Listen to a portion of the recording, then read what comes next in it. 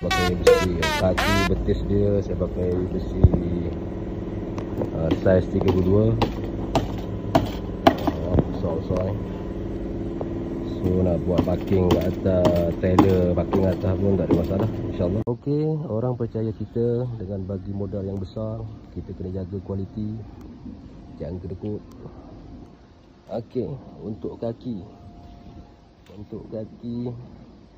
tulang dia saya pakai besi saiz 32. Kulit dia saya pakai semen grade 35.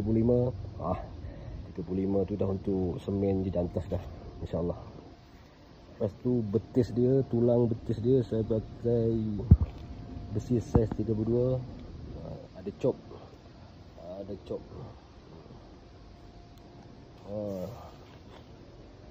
Sebagai kerap rapat.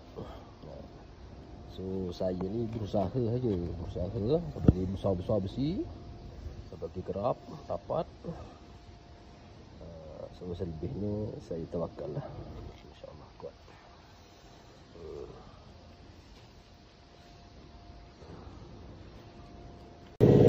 Alhamdulillah siap konkret dah. Tengok besi tu besar tu.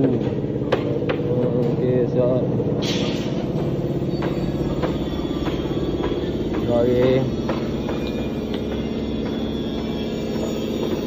Siap.